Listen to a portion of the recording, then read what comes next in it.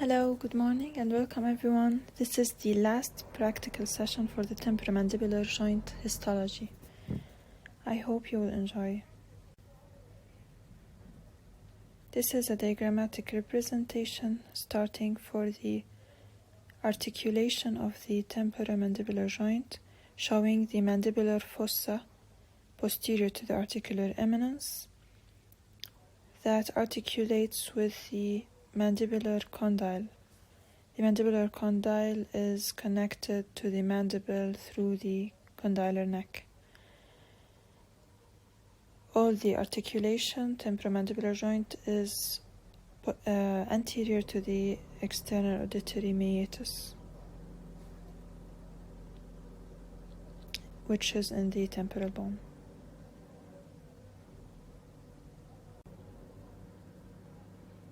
The temporomandibular joint is composed of an articular disc that separates two joint spaces, upper and lower compartments, filled with synovial fluid. The ligaments here are shown. There's a joint capsule, which is too weak to support the mandible but helps in its maintenance in place. There are the main temporomandibular ligament or the lateral ligament and few other accessory ligaments, which are the sphenomandibular, the stylomandibular, the pterygomandibular, and the retinacular ligaments. Here a diagrammatic representation of more closely the articular disc, which is attached anteriorly to the articular eminence and the mandibular condyle, and posteriorly attached to the capsular ligaments. Both articular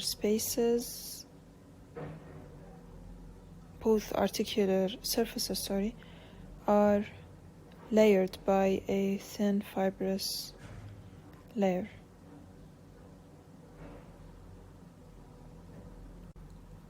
A sagittal section through a magnified view of the temporomandibular joint. The articular surfaces, the articular eminence, and the condyle are lined with fibrous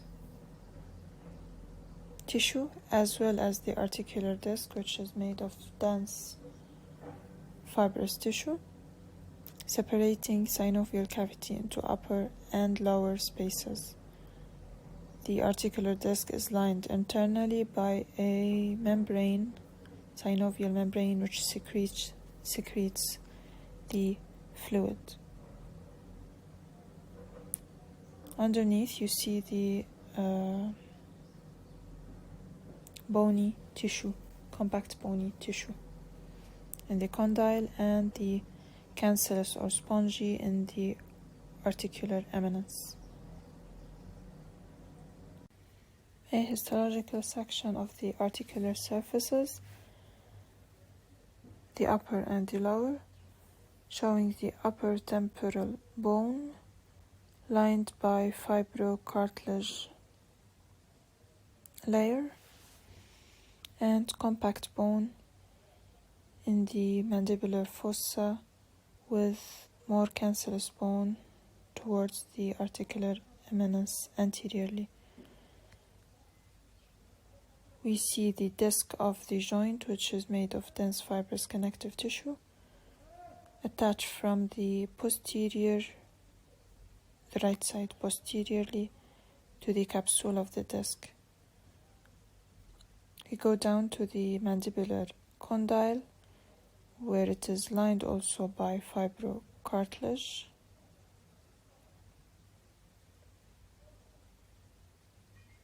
overlying the compact bone and the cancellous bone. We can hardly see the cavities, superior and inferior cavities around the disc. Anteriorly, you see attachment of the lateral pterygoid muscle head.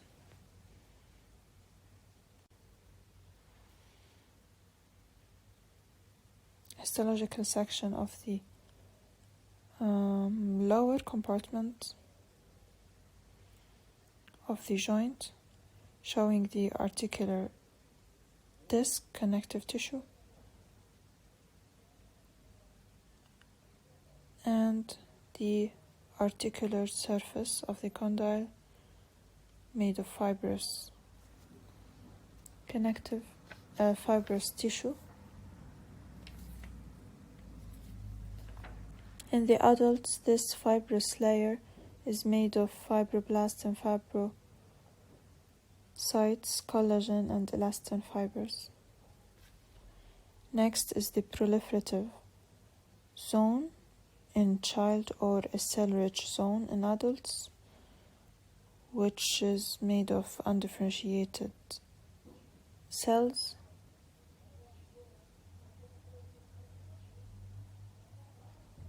And mesenchyme, which replenish the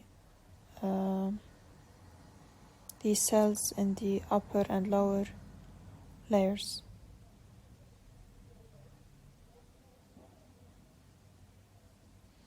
Next is the calcified cartilage, which stays until 20 years of age as an ossification center in the condyle, for the growth of the condyle.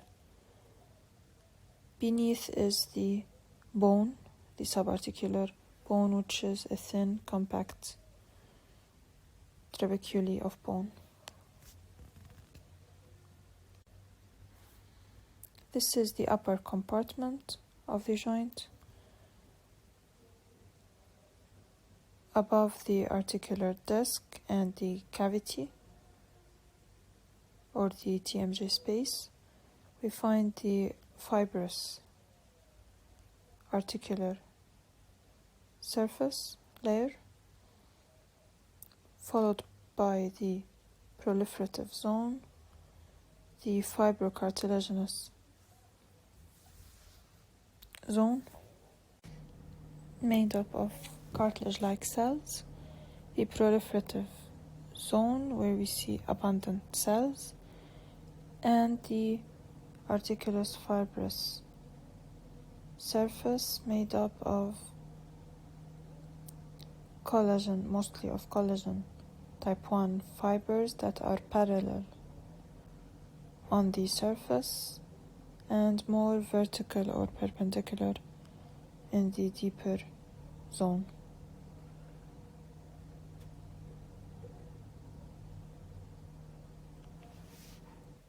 Okay, so I repeated the 3 layers of the articular surface overlying the mandibular fossa. It's called the glenoid fossa, or the articular eminence that overlies the temporal bone.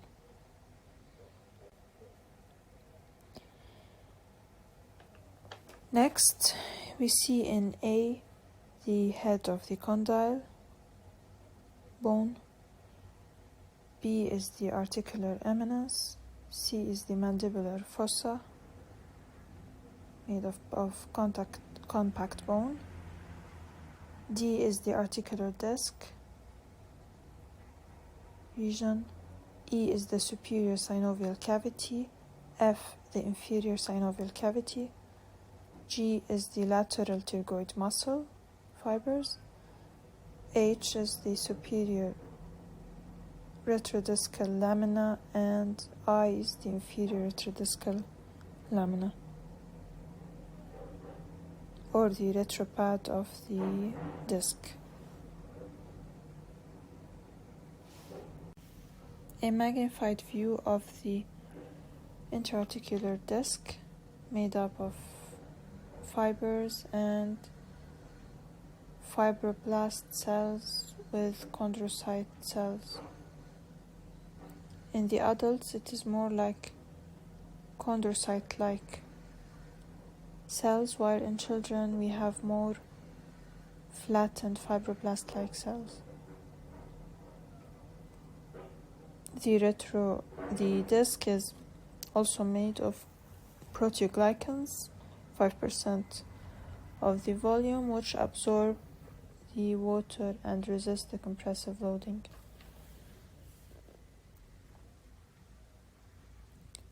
In white is the cavity,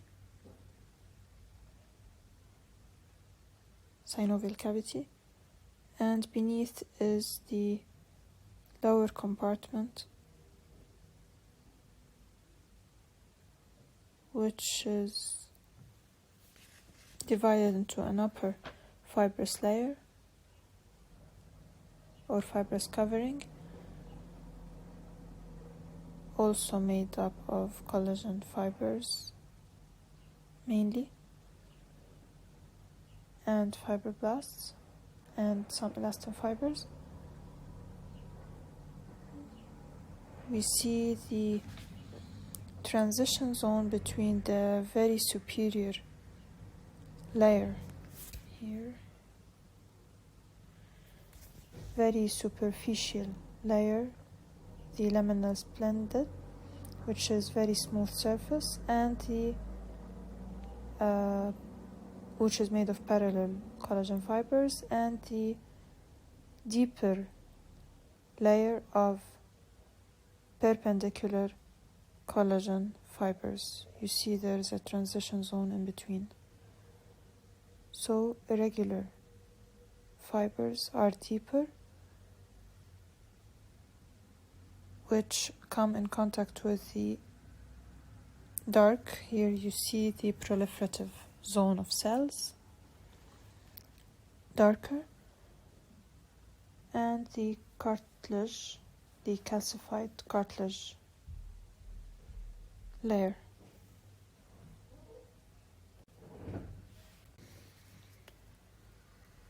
The same view of the lower compartment, articular surface, showing underneath the compact and cancellous bone.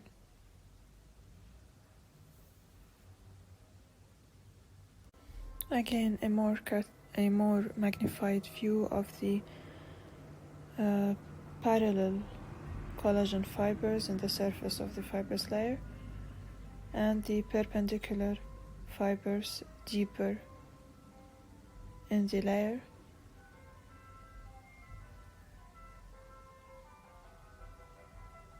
The cells found there are the fibroblasts and fibrocytes.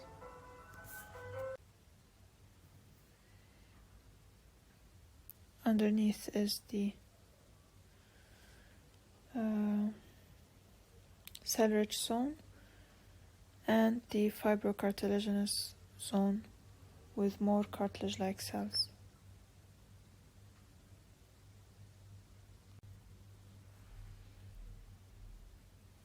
Also, a look of the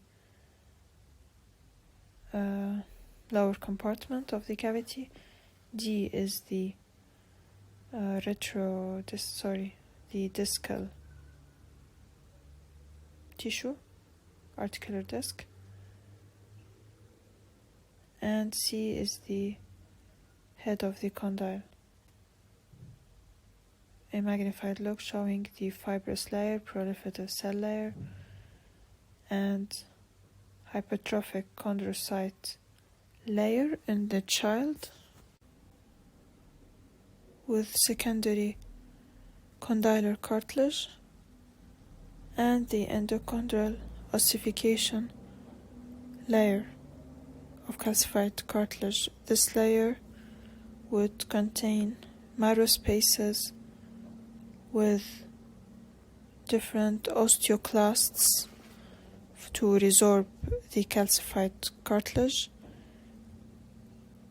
and osteoblasts for bone forming cells around the calcified cartilage.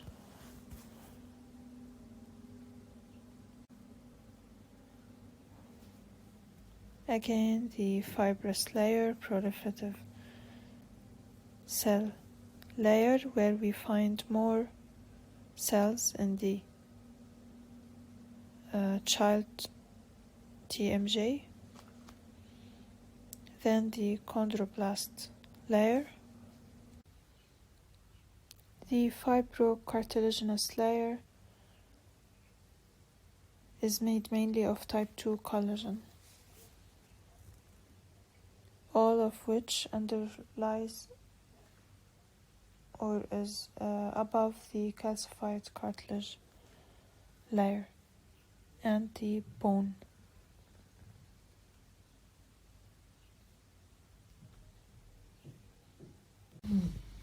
This is a section at one surface of synchondrosis at the sphenooccipital area, called sphenooccipital synchondrosis, because we see the articular zone, proliferative zone, and underneath fibrocartilaginous zone, where the alignment of chondrocytes into columns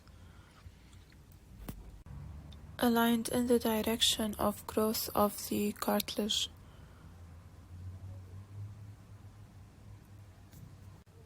Underneath is the endochondral ossification, the calcified cartilage, the border of the endochondral ossification, overlying the bone area.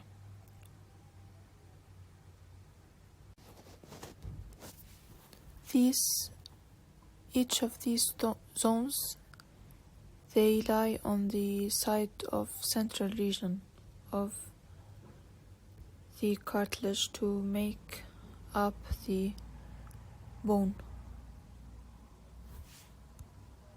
In the center of two areas, we see what is different also in the proliferative zone is the presence of large amounts of extracellular matrix that are not present in the condylar secondary cartilage ossification.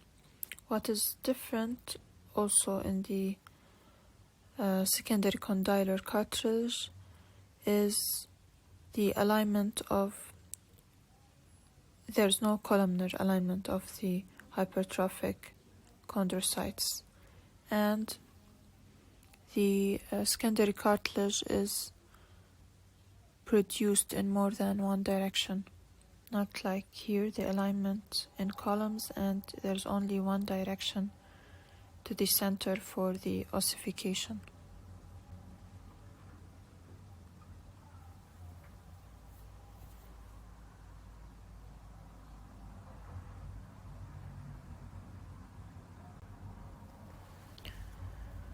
Here is the secondary cartilage formation. We see the condylar cartilage, the hypertrophic chondrocytes are not aligned. They go in many directions, and the zone of endochondral ossification, the extracellular matrix zone, is very limited.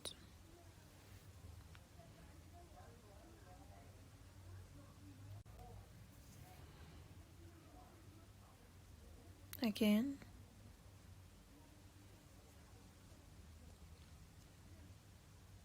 we see the fibrous articular covering, the proliferative layer, the hypertrophic zone of secondary cartilage, the calcified areas of calcified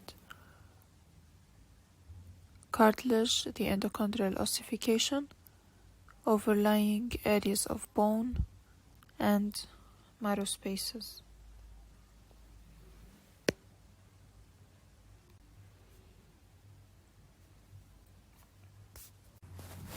Here, A is the head of an adult condyle, B is the articular disc, the lower part of the articular disc, and C is the fibrous articular layer. You see in B and C, the crimped collagen. The circumferential collagen fibers, mostly at the peripheries of the disc, are crimped or in wavy appearance, or made compressed into folds and ridges, as could be seen.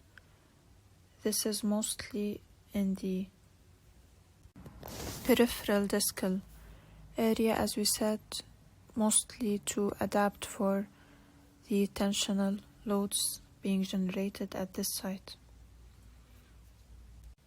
Here is a sagittal section of the TMJ of a child, and we will know why.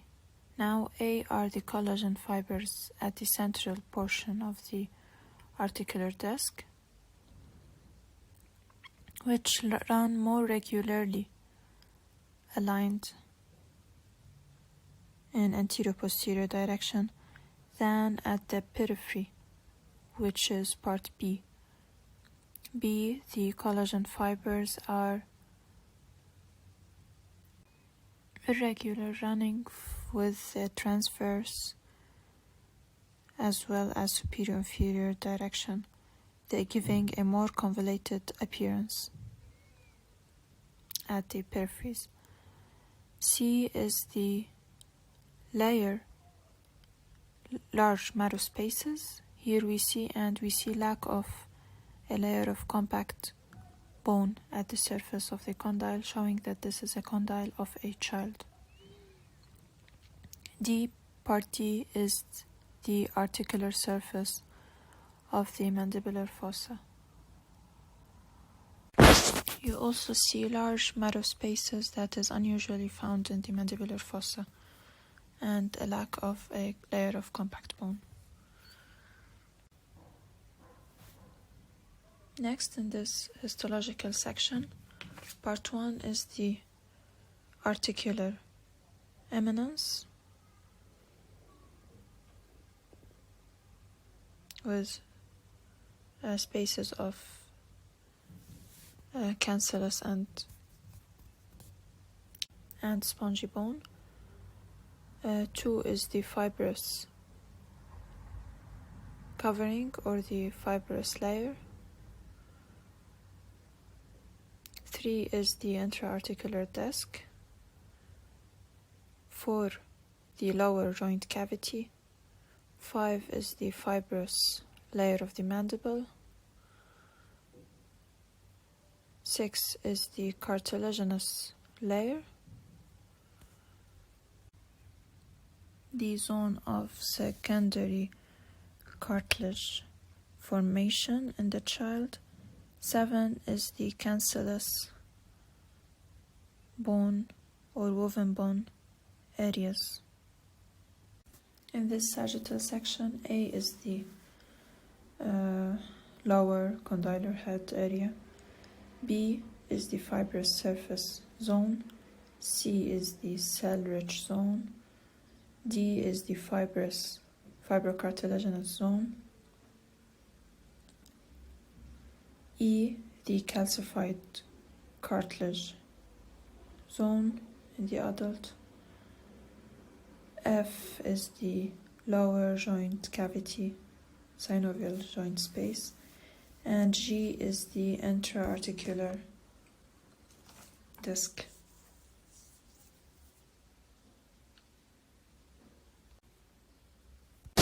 Here is also a magnified view of the upper and lower joint spaces divided by the articular disc area. You see it is thinner in the center and thickest at the peripheries. In the center, the fibers are more regular, while at the peripheries it is more irregular distribution of collagen fibers. Underneath, we see the fibrous, we see the layer of the condyle fibrous layer covering the condyle, the cell-rich zone, the hypertrophic fibrocartilage or cartilaginous zone, overlying areas of bone marrow spaces, overlying the calcified cartilage.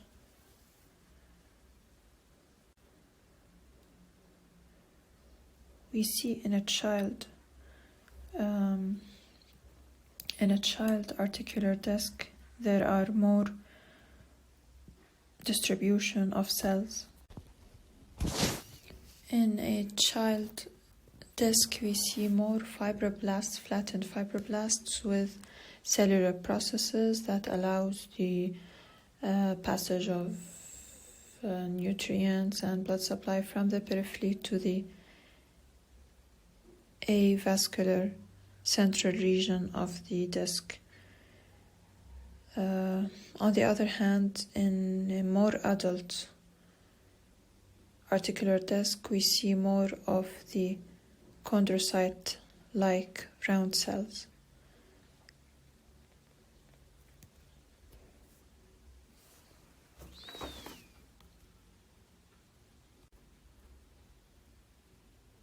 A region of the upper joint compartment showing the fibrous layer, the cell-rich zone layer, the fibrocartilaginous zone with cartilage-like cells, which overlies the calcified cartilage layer, or the intra-articular bone. Lastly, in this section, A is the fibrous articular layer, B is the cell-rich, the proliferation layer, C is the hypertrophic chondrocytes of the secondary cartilage, D is the woven bone area, E is the calcified, already calcified cartilage, and F showing the marrow spaces that is composed of multinucleated osteoclasts, as we said, for resorption of cartilage, and osteoblast layer, which deposit bone on the calcified cartilage. This is, in brief, the process of mineralization of a condyle of a child and the replacement of the hypertrophic chondrocytes by more bone-forming cells deposited around the calcified cartilage, or the woven bone around the calcified cartilage. Eventually, this area would be remodeled later to produce mature bone. Thank you for your attention. This is the last lecture in your oral histology course. I will make sure to do a whole revision summary for all the lectures and your confusion sites. Don't hesitate to ask any questions so that we will distribute the answers to all the students. I will take your voting for the live session questions. Thank you again and good luck. Have a good day.